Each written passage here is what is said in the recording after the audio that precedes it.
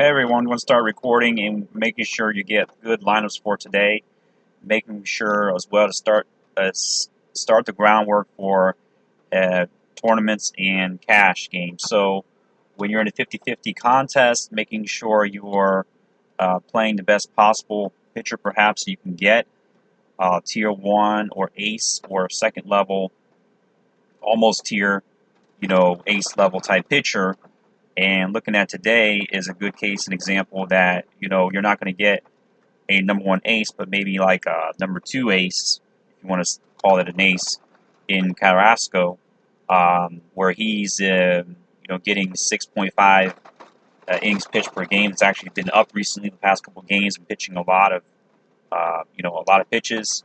And his matchup is favorable and everything versus the Tigers. His only weakness is maybe versus lefties. There's no lefties in the lineup. Actually, a great matchup for Carrasco.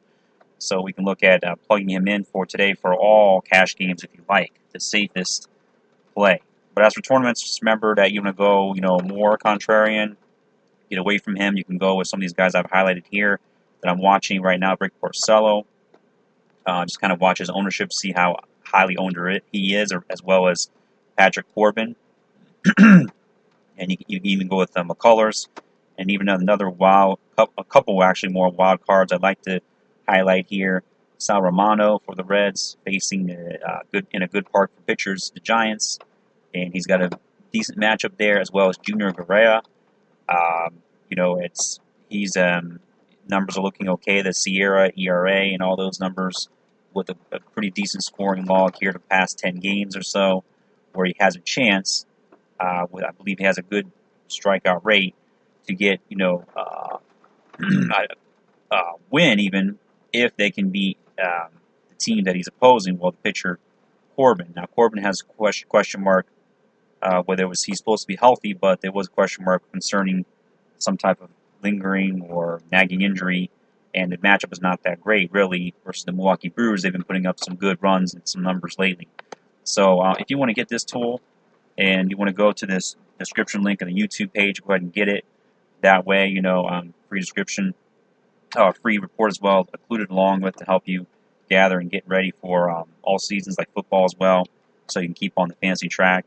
But if you want to get an idea at least of, using the top players today, this feature right here, as I was mentioning, the top plays, gathering players that are not so highly owned, you can go to top watch players because there's a lot of people on this, of course, use this tool and system for their regular daily ins and outs. And as we can see here right now, at least as of noontime, this time of day, these are the most watched players, therefore the most played players of the day. And they're already set up, I believe, in order. Just want to make sure this is pulling up here. Oh, here it is. I didn't click on the button. So just need a moment for that. As it shows you right in order, the most watched players. Michael Brantley, he's, I would say, going to be highly owned because his price and value, even at $3,700, batting second, and then followed by Ramirez. And as we can see, the Indians are going to be very highly owned today, probably stacked, but would have to use one of those lower owned price pitchers that we highlighted. So, whether that be in cash, obviously in tournament. You can use these guys in cash, though, as you can, along with, let's say, Carrasco, and doing so. So I want to make sure you guys know about that and a good stack for today. You can use, like, Twins righties, good matchup versus LeBlanc. You could also get into some Royals and such, like Solar, I believe. Pretty good. Well, yeah, Yarbrough is not as these numbers don't show here. That's a great advantage because Yarbrough doesn't have all the numbers this year. I'm not sure how many starts he has. I could look that up real quick.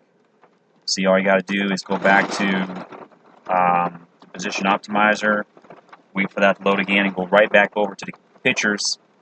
In effect, checking out when a player's stats look kind of odd or doesn't look like it's that many, stats there to look at based on the righty-lefty platoon splits.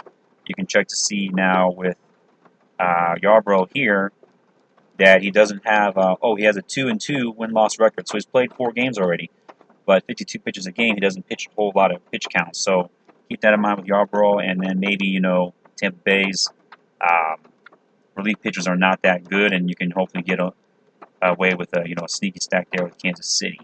So as those suggestions there, and you can look to keep looking up players and top batters for today, and just looking up mentioning some of the hints I have here.